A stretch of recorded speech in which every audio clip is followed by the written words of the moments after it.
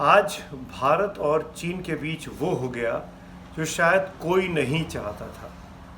जिस जगह पर, जिस एलएसी पर, वास्तविक नियंत्रण रेखा पर 1975 के बाद से आज तक गोली नहीं चली थी, आज भी गोली तो नहीं चली है, लेकिन खूनी संघर्ष हो गया। हमारे 3 जवान शहीद हो गए, जिसमें एक कमांडिंग ऑफिसर है, 2 जवान हैं।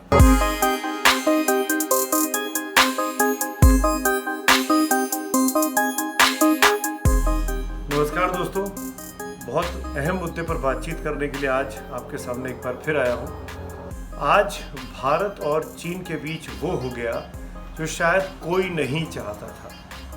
जिस जगह पर, जिस एलएसी पर, वास्तविक नियंत्रण रेखा पर 1975 के बाद से आज तक गोली नहीं चली थी, आज भी गोली तो नहीं चली है, लेकिन खूनी संघर्ष हो गया। हमारे 3 जवान शहीद हो गए, जिसमें एक कमांडिंग ऑफिसर है, 2 जवान हैं। तो अपनी इस चर्चा की शुरुआत उन तीनों की शहादत को सलाम करते हुए करना चाहूँगा, और ये कहते हुए करना चाहूँगा कि जो कुछ आज हो रहा है उसकी कतई ज़रूरत नहीं थी। दरअसल हुआ क्या, पहले आप घटना समझ लीजिए, फिर आगे तफसील से और जानकारी बताऊँगा उस इलाके के बारे में। गैवलान इलाका है, लद्दाख में नदी है, उस नदी के आसपास की वैली है, उसके कब्जे को लेकर दोनों देशों की सेनाएं अपना अपना दावा करती हैं। सच्चाई है, 1962 के युद्ध के बाद जो भारत चीन से हार गया था, गैवलान वैली में भारतीय सेना बैठी हुई है। भारत वहाँ पे गश्त करता है, भारत के इलाके में आता है, और ये परंपरा रही है क्योंकि दोनों देशों के बीच एलएसी को लेकर अभी तक डिमार्केशन नहीं हुआ है, अभी तक सही मानचित्रों का एक दूसरे को हस्तांतरण, ट्रांसफ़र नहीं हुआ है। तो क्लियर लाइन नहीं पता है किसी को एलएसी की लाइन ऑफ एक्चुअल कंट्रोल हम किसे मानते हैं और वो किसे मानते हैं। अपने अपने दावे इतने सालों में होते रहे हैं, लेकिन बीती शाम को जो कुछ पूरा प्रॉब्लम लद्दाख वैली के तमाम जो इश्यूज चल रहे हैं, चाहे वो फिंगर पॉइंट का इलाका हो, चाहे वो गैवलान का इलाका हो, चाहे वो पैंगसॉन्ग लेक के आसपास का इलाका हो, उन तमाम जगहों पर प्रभुत्व की लड़ाई को लेकर जो बीते 1.5-2 महीने से तनाव चल रहा है, उसको दूर करने के लिए सैनिक अधिकारियों के बीच बातचीत थी। बातचीत तो ठीक से निपट गई, ये तय भी हुआ कि अब दोनों सेनाएं थोड़ा थोड़ा पीछे खिसक जाएंगी, जो जानकारी अभी तक हमारे सूत्र हमको बता रहे हैं। लेकिन बातचीत खत्म होने के बाद देर रात को कहीं कोई तनाव हुआ। चीनी सैनिक, भारतीय सेना ये बता रही है कि चीनी सैनिक अपना इलाका छोड़कर भारत के अंदर आकर भारतीय सैनिकों को तंग करने लगे। वहाँ पर शायद गुत्थम गुत्थे हुए दोनों सैनिक, छुरेबाजी हुई, और उस छुरेबाजी में 1-2 नहीं 3 भारतीय सैनिक, जो भारतीय सेना ने औपचारिक तौर पर बता दिया है कि उन्होंने शहादत प्राप्त कर ली है। चीन अभी तक अपनी तरफ से हुई कैजुअलिटीज़ के बारे में नहीं बता रहा है, लेकिन हमारी जानकारी है, एबीपी न्यूज़ के पास जो जानकारी है उसके मुताबिक 5 से 7 चीनी सैनिक मारे गए हैं, और करीब दर्जन भर इस गुत्थम गुत्था में, इस छुरेबाजी में, इस क्लोज कॉम्बैट जिसको बोलते हैं, वो हताहत हुए हैं। यानी 5 से 7 मारे गए और करीब 1 दर्जन के आसपास घायल हुए हैं। तो जब इतना बड़ा स्कफल हो गया, इतनी ज़्यादा नुकसान हो गया, उसके बाद आज सुबह करीब 5 बजे से लेकर अब तक, जब तक मैं इस वीडियो चैट को रिकॉर्ड कर रहा हूँ, दोनों पक्षों के बड़े सैन्य अधिकारी इस मसले को सुलझाने की कोशिश कर रहे हैं, इस मसले को सॉल्व करने की कोशिश कर रहे हैं। अब चिंता की बात यह है कि 1975 में जब पिछली बार इस दोनों देशों के बीच गोली चली थी, हिंसा हुई थी जिसमें किसी की जान गई, तब भारतीय 4 जवान शहीद हुए थे। लेकिन 75 से लेकर 2020 तक इन 45 सालों में ये अनसेड अंडरस्टैंडिंग थी, बिना कहीं समझदारी थी दोनों मुल्कों के बीच में कि वहाँ गोली नहीं चलेगी। इतनी घटनाएं घटी बीच में, आपने डोकलाम में देखा होगा, चोकुर में देखा होगा, सैनिक आमने सामने आते हैं, गुत्थम गुत्था होते हैं, एक दूसरे को धक्का करते हैं, स्टैंड ऑफ्स होते हैं, बैनर लगाते हैं, पोस्टर लगाते हैं, लेकिन कभी गोली नहीं चलती, कभी खून नहीं होता, कभी किसी का कत्ल नहीं किया जाता, कभी किसी को जान से नहीं हाथ धोना पड़ता। लेकिन आज जो हो गया वो दिखाता है कि तनाव कितना अधिक बढ़ा हुआ है।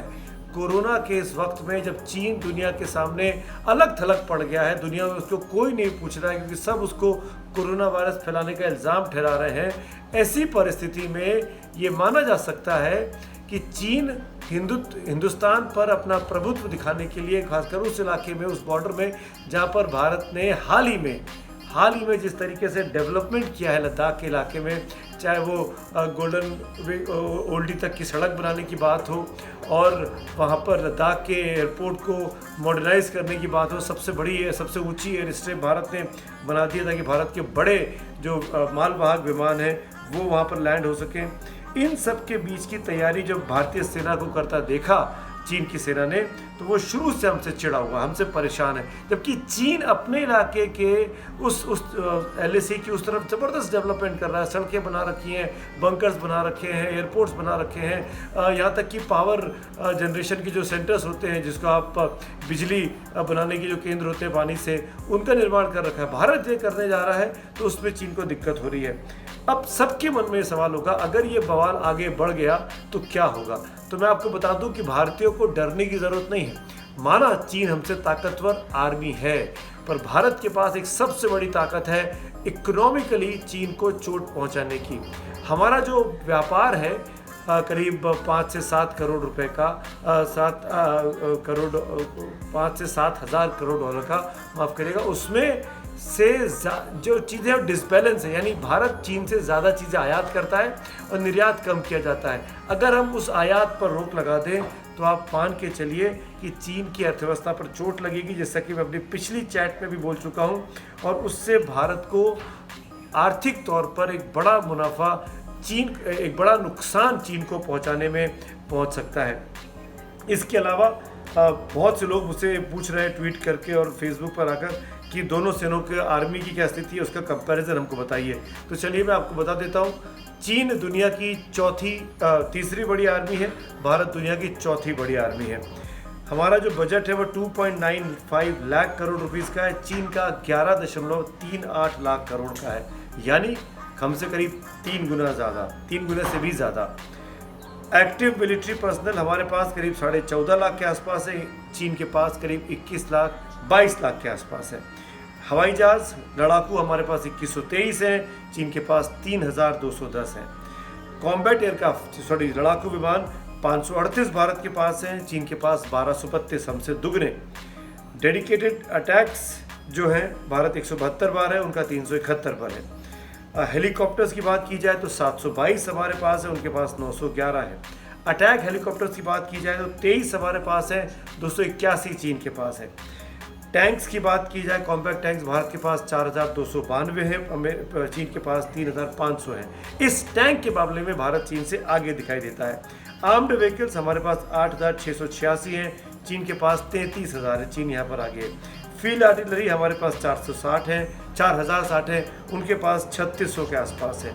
तो कुल मिलाकर दोनों देशों की जो सेनाएं हैं उनमें चीन भले ही बढ़त बनाता हुआ दिखाई देता है, लेकिन खास बात यह है कि भारतीय सेना ने 1947 में मिली आज़ादी के बाद 62 में, 65 में, 71 में, फिर 99 में करगिल का युद्ध लड़ा है और शानदार प्रदर्शन किया। अगर हम 62 को माइनस कर दें तो लगभग हर युद्ध में भारतीय सेनाओं ने शानदार काम किया, और 71 में तो बांग्लादेश जैसे जो भारत का ईस्टर्न बॉर्डर है वहाँ पर उसको आज़ाद कराने में भारत ने बड़ी भूमिका निभाई थी। लेकिन अगर आप चीन के आर्मी का इतिहास देखेंगे तो चीन के पास कोई कंस्ट्रक्टिव रिकॉर्ड नहीं है जो ये कह सके कि वो इस देश से युद्ध जीता है। चीन केवल प्रॉक्सीज करना चाहता है, छद्म युद्ध करना चाहता है, और उसमें भी चीन को बहुत आगे नहीं माना जाएगा।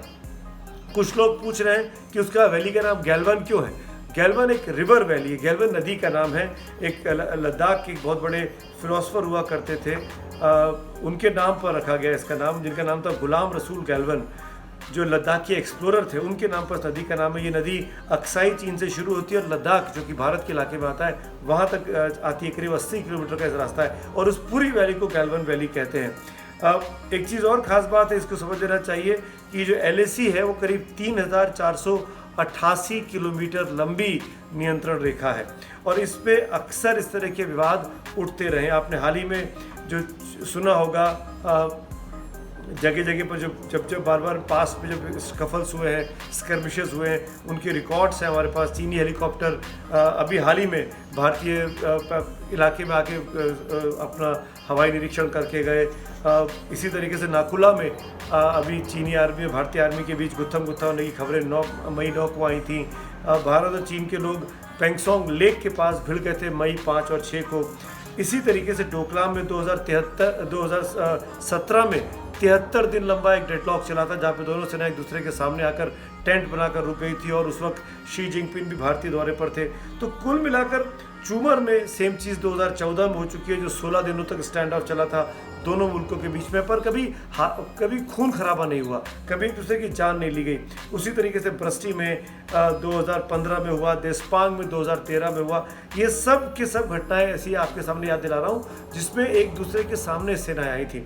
अभी ताज़ा जानकारी जो और आ रही है कि भारत ने एहतियात बरतते हुए जो श्रीनगर से लेह का जो हाईवे है, जो सबसे ऊंचा हाईवे कहा जाता है जिसको, उसको बंद करने का ऐलान कर दिया है, ताकि किसी भी तरीके से कोई अगर यातायात उस पर जा रहा है और अगर चीन की सेना दुस्साहस करती है तो किसी को नुकसान ना पहुंचे। सिविल मूवमेंट उस पर बंद कर दिया गया है, सिविल गाड़ियां नहीं चलेंगी।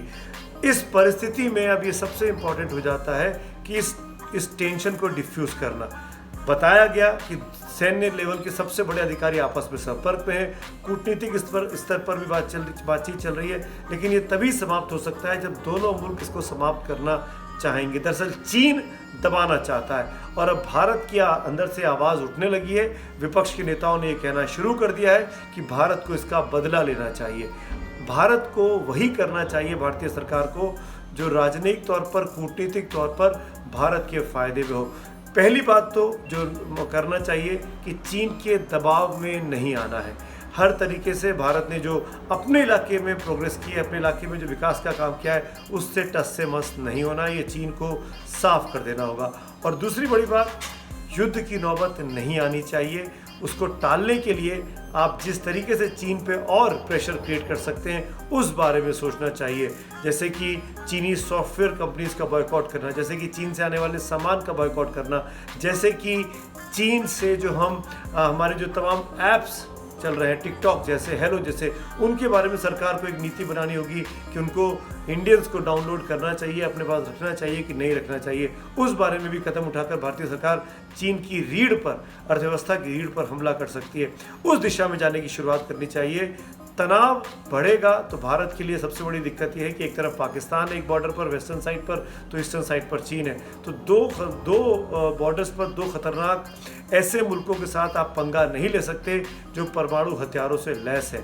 भारत के पास 150 से 160 परमाणु बम बताए जाते हैं, लेकिन चीन के पास 320 के आसपास है, पाकिस्तान के पास 170-80 के आसपास है। तो इस परिस्थिति में युद्ध को टालने की कोशिश होनी चाहिए, ना कि युद्ध को बढ़ावा देने की, लेकिन अपनी शर्तों पर युद्ध को टालना होगा, अपनी शर्तों पर चीन को मनवाना होगा। क्योंकि चीन अगर भारतीय अर्थव्यवस्था से उसको मार किया जाएगा तो शी जिनपिंग, जो आज अपने आप को बहुत मजबूत ताकतवर राष्ट्रपति या मुखिया अपने देश का मानते हैं, उनके देश में भी उनके खिलाफ आवाज़ें उठ रही हैं। वो जो हांगकांग में कर रहे हैं वो किसी को पसंद नहीं आ रहा, वो जो अक्साई चीन में कर रहे हैं, वो जो अरुणाचल प्रदेश में कर रहे हैं, वो भारत को समझ में नहीं आ रहा। वो जापान के साथ उनके संबंध बेहद तनावपूर्ण है, साउथ कोरिया के साथ उनके संबंध चीन के बिल्कुल ठीक नहीं है। डोनाल्ड ट्रंप और चीन के बीच जो चल रहा है वो सारी दुनिया के सामने, ट्रंप मानते हैं कि कोरोना चीन ने जानबूझकर अपने वायरस को फैलाकर दुनिया भर को परेशान किया है। तो जापान, साउथ कोरिया, वियतनाम में चीन की सेना घुसने को दखलंदाजी कर रही है। तो ये एक एक्सिस बन रहा है चीन के खिलाफ। भारत को इस एक्सिस का इस्तेमाल भी करना चाहिए चीन को घुटनों पर लाने के लिए, चीन को सबक सिखाने के लिए। धन्यवाद। ABP न्यूज़ आपको रखे आगे।